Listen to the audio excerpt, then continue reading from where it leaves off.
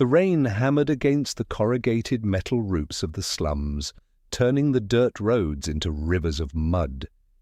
Miguel stood at the edge of the marketplace, 13 years old, watching his mother count coins that would never be enough. Her hands trembled as she sorted through the meager earnings from selling fruit all day. 3 coins short of what they needed for his sister's medicine.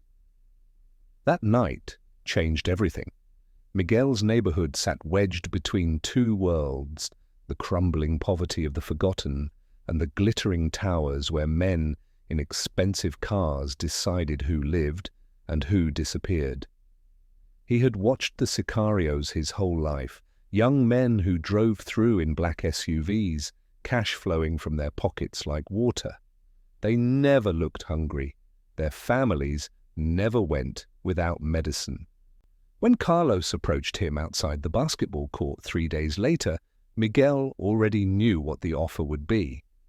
Carlos was only 19 but moved like someone who owned the streets.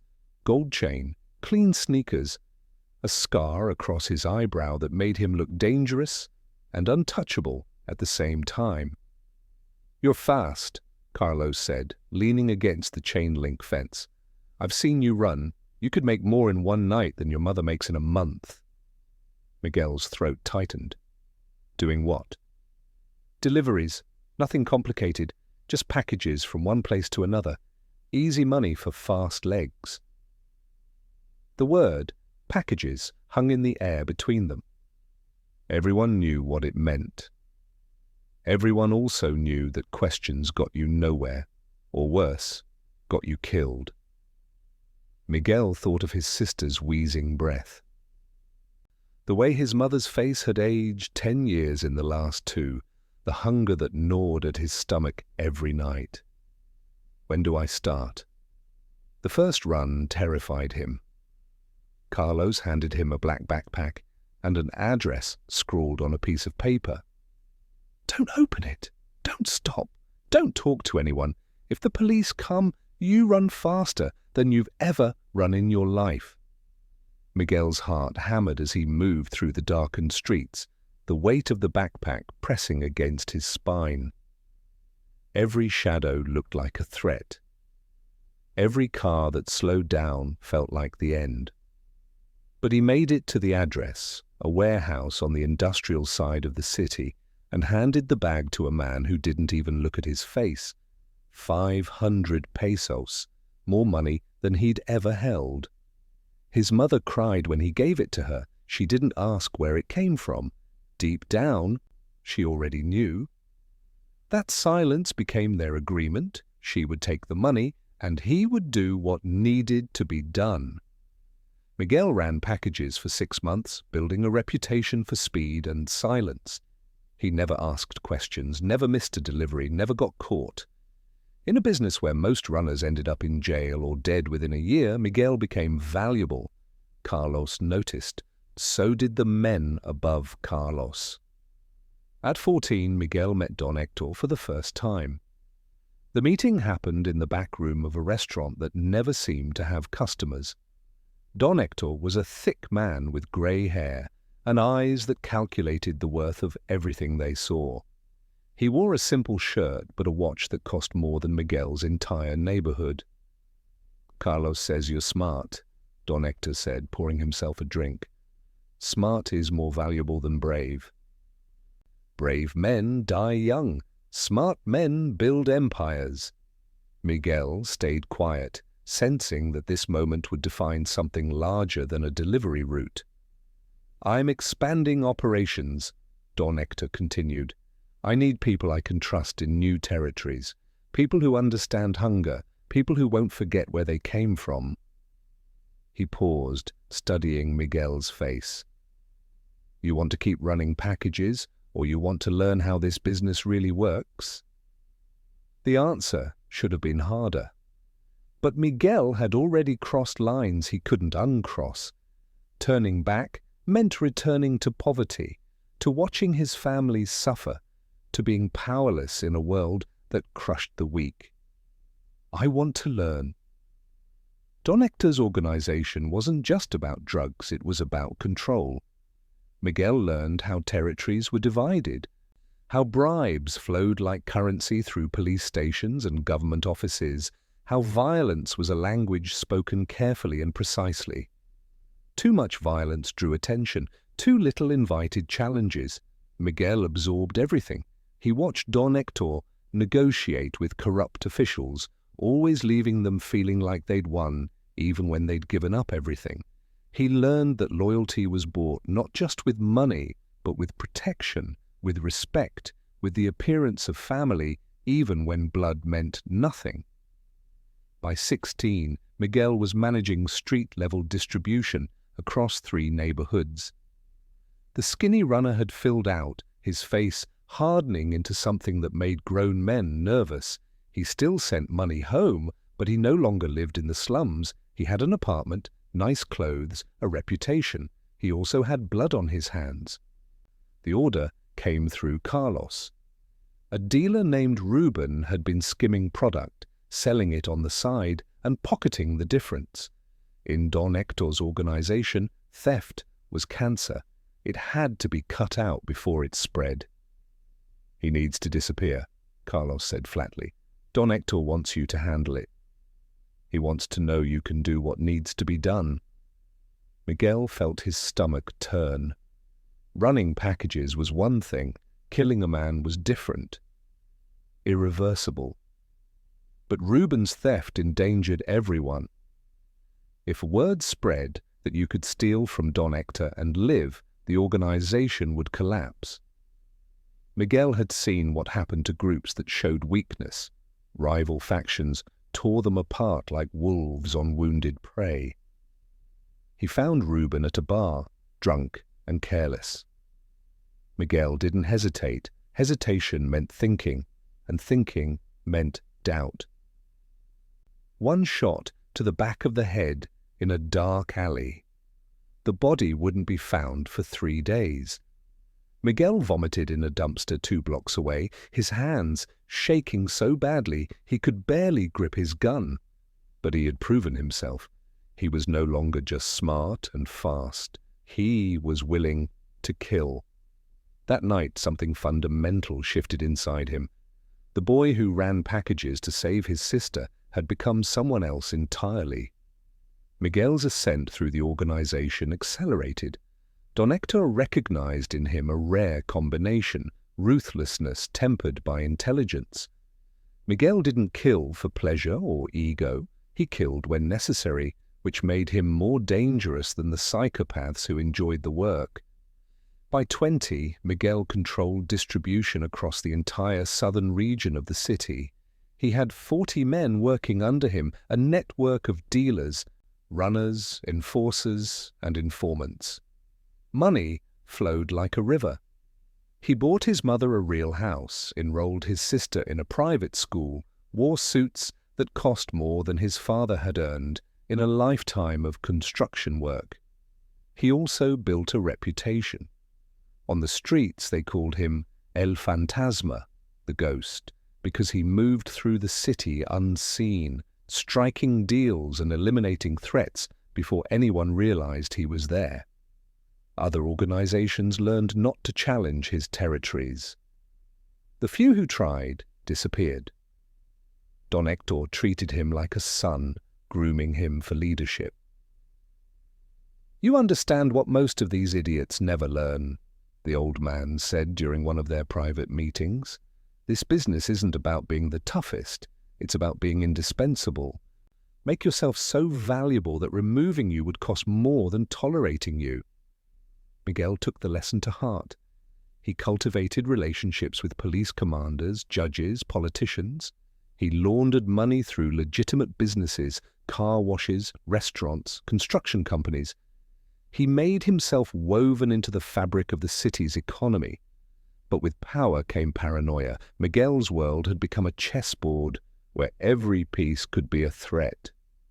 Former allies eyed his territory with envy. Younger men whispered about taking his place. Even his own lieutenants might betray him if the price was right. He stopped sleeping well. Every phone call could be a trap. Every meeting could be an ambush. He trusted no one completely, not even Carlos, who had brought him into this life. Trust was a luxury that got men killed. His relationship with his family deteriorated. His mother looked at him with a mixture of gratitude and horror, accepting his money while mourning the boy he'd been. His sister, now 15 and attending the best school in the city, barely spoke to him. She'd heard the rumors, knew what her brother had become. "You've given us everything," his mother said one night, tears streaming down her face. "But I've lost my son." Miguel wanted to explain that he'd done it all for them, that every terrible choice had been to protect them, to give them the life they deserved. But the words felt hollow, even in his own mind. Somewhere along the way, it had stopped being about them and started being about power itself. Don Hector's health began failing when Miguel was 23. The old man's empire needed a successor, and Miguel was the obvious choice, but Don Hector had a biological son, Eduardo, who had been studying business abroad, staying clean of the family's criminal operations. Eduardo returned for his father's 60th birthday party, a lavish affair held at a mansion in the hills. Miguel watched the young man work the room, shaking hands, embracing the organization's key players. Eduardo had his father's calculating eyes, but none of his experience. He'd lived a life of privilege, never understanding the hunger that built real power. 3 weeks later, Don Hector announced his decision. Eduardo would take over the organization's legitimate businesses. Miguel would continue running the street operations. "Partners," the old man said, "a new structure for a new era." Miguel smiled and accepted the decision, publicly. But privately, he understood what it meant. Eduardo would have the power and the public face, while Miguel would remain in the shadows, doing the dirty work that kept everything running. Eventually, Eduardo would move to consolidate power, removing Miguel to eliminate any threat to his authority. The betrayal wasn't Eduardo's arrival, it was Don Hector choosing blood over competence, legacy over loyalty. Miguel began preparing for war. Miguel moved carefully. He couldn't challenge Don Hector directly. The old man's word was still law, and moving against him would unite the organization against Miguel.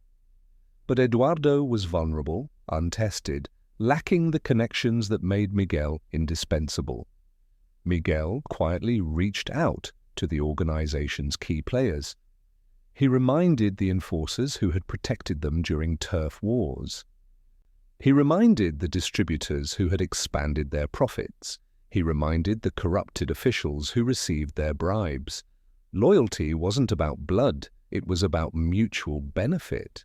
When Don Hector died 6 months later, a heart attack natural and expected, the transition should have been smooth. Eduardo stepped into his father's role, giving speeches about modernization and reducing violence, about transforming the organization into a legitimate enterprise. But when Eduardo tried to issue orders, nothing happened.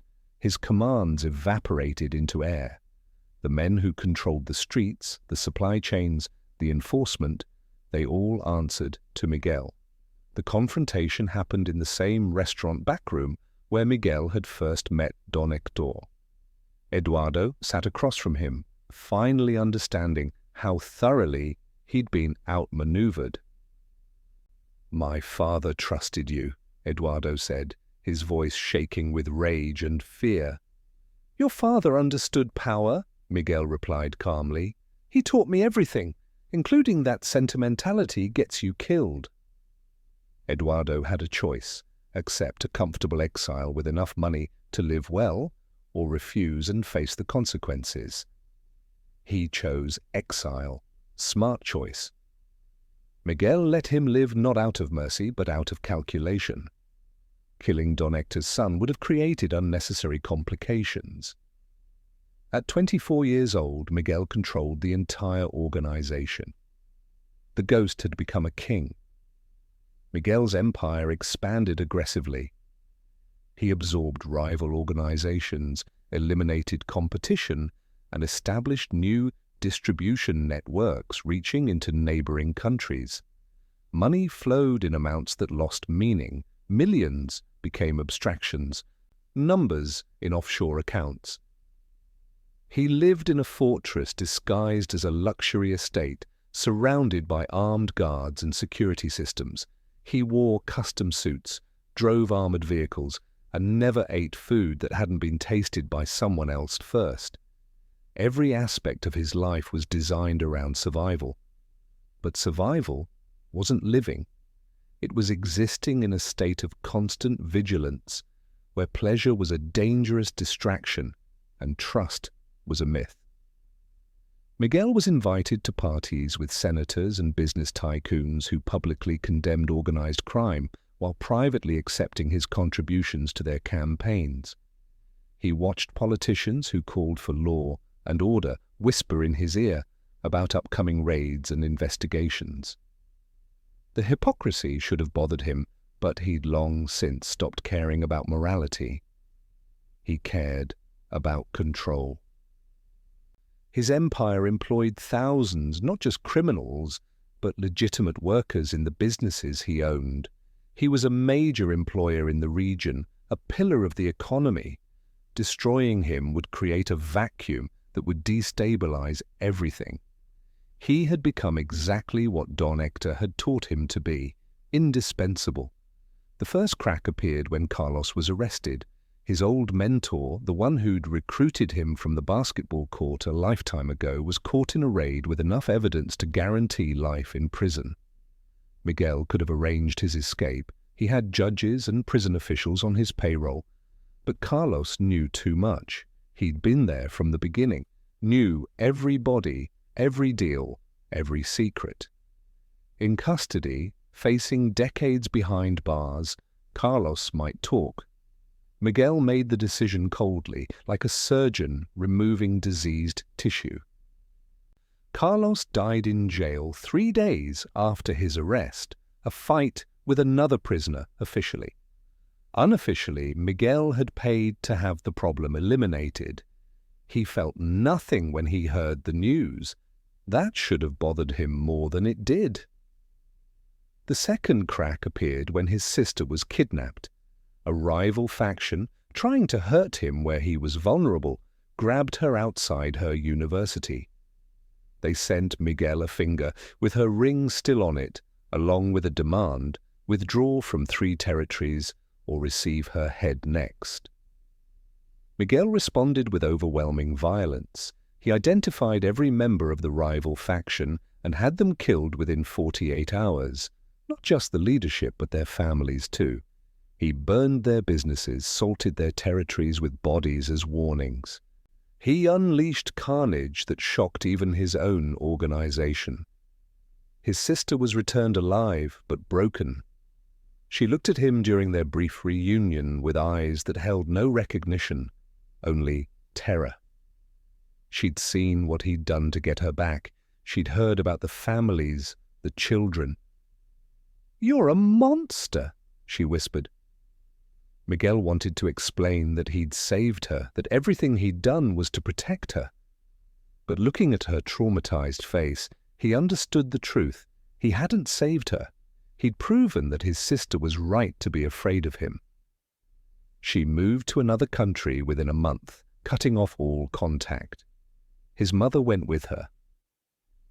Miguel stood alone in his fortress, surrounded by guards and luxury, and realized he'd lost everyone he'd ever done this for. Power made Miguel sloppy. He'd become so confident in his control, so certain of his invulnerability, that he stopped seeing the trap being built around him. A new prosecutor had been appointed, someone young, ambitious, and crucially, someone Miguel didn't own. This prosecutor, had been building a case for 2 years, using electronic surveillance, financial forensics, and cooperating witnesses. They'd been patient, careful, waiting for the perfect moment. Miguel learned about the investigation. Too late. His corrupted contacts tried to warn him, but the prosecutor had worked around them, building an airtight case through channels that couldn't be bribed or threatened. The raids happened simultaneously across the city, 20 locations, hundreds of officers, coordinated with military precision. They seized his legitimate businesses, his properties, his financial records. More damaging, they arrested his key lieutenants, the infrastructure that kept his empire running. Miguel escaped the initial roundup, warned by a police commander who still owed him.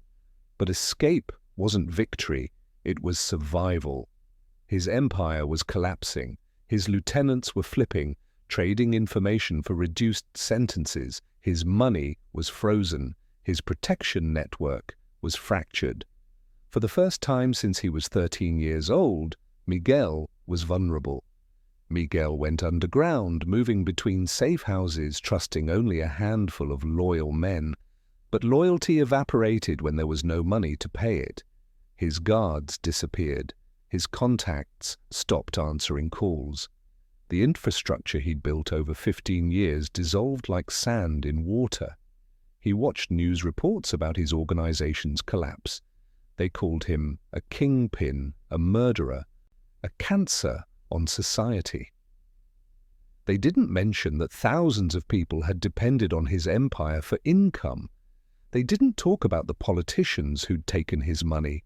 They needed a villain, and Miguel fit perfectly. He could have fled the country. He had offshore money, connections in places without extradition treaties. But running meant admitting defeat, meant spending the rest of his life looking over his shoulder in foreign countries where he had no power. Instead, Miguel decided to make one final play. Miguel reached out to the prosecutor through an intermediary. He offered a deal, his testimony against the politicians and officials who'd enabled his empire, in exchange for reduced charges and eventual freedom. The prosecutor agreed to a meeting in a secure location. Miguel arrived with his last 2 loyal guards, knowing this could be a trap, but having no better options. The prosecutor was younger than Miguel expected, a woman in her 30s with intelligent eyes and a steel spine. She sat across from him in a bland government office and laid out the terms. "You give us everyone," she said. "Names, dates, payments, recordings, if you have them. You testify in open court against every corrupt official who took your money. You dismantle what's left of your organization completely." "And I get what?" Miguel asked. 20 years, eligible for parole in 12. You'll be 44 when you get out. Young enough to have a life if you manage to survive prison. Miguel laughed bitterly. "You think I'll survive 12 years in a prison full of men whose friends and family I've killed?"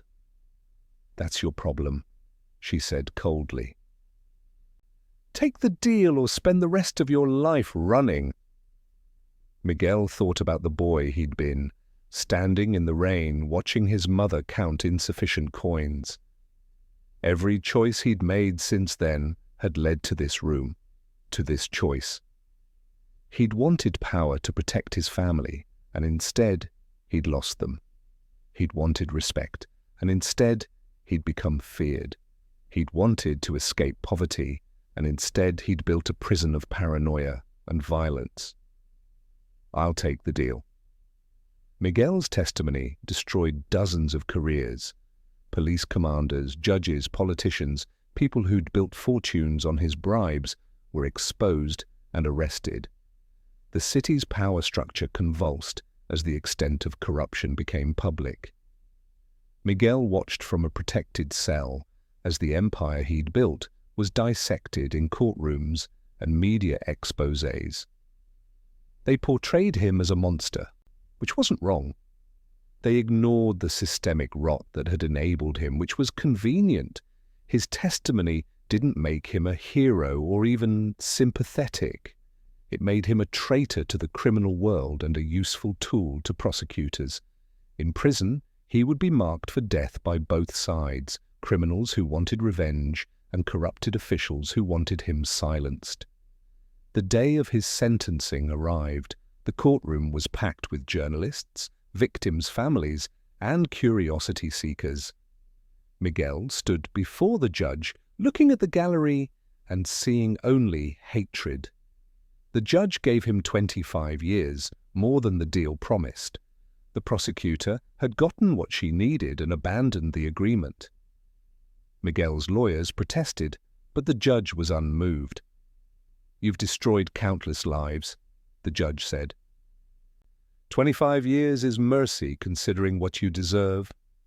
Miguel felt nothing. Not anger, not fear, not regret.